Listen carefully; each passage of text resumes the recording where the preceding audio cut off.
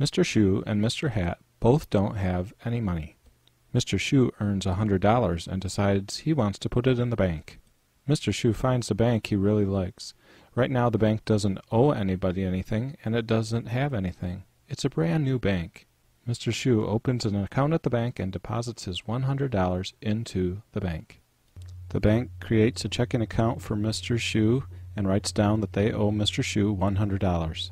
The bank creates a receipt for Mr. Shoe and then gives Mr. Shoe the receipt along with a checkbook so he can access his money, along with an application for a debit card so he can access his money just like a credit card.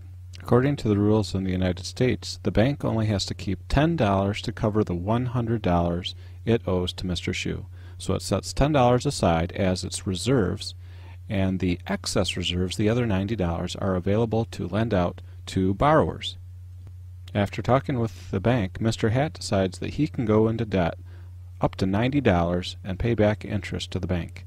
The bank helps Mr. Hat to produce a promissory note that Mr. Hat will be giving to the bank in exchange for some cash. Mr. Hat signs the promissory note and gives it to the bank.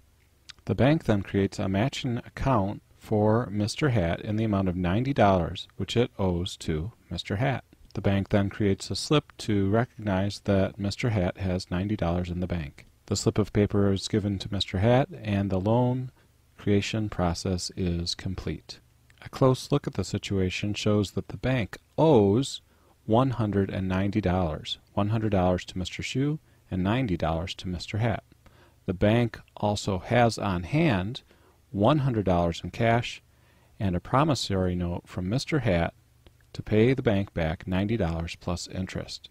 Things balance out, and in effect, the bank has slightly more than it started with since it has the promise of interest payment from Mr. Hat. When we look outside the bank, we see that Mr. Hat believes he has $90 as deposit in the bank, and Mr. Shoe believes he has $100 as deposit inside the bank.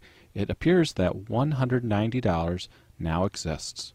So from $100 in cash deposited in a bank, a fractional reserve bank that has a 10% reserve requirement, in other words, it has to keep 10% of the money, $90 can be lent out, and the money supply expands by 90%. Instead of having $100 in cash, we have now $190 in deposit money. Where did the extra $90 come from? The extra $90 essentially came from Mr. Hat's promise to pay the bank back $90 plus interest. It's money that's being drawn from the future into the present to back up current money that's being used by Mr. Hat and by Mr. Shoe.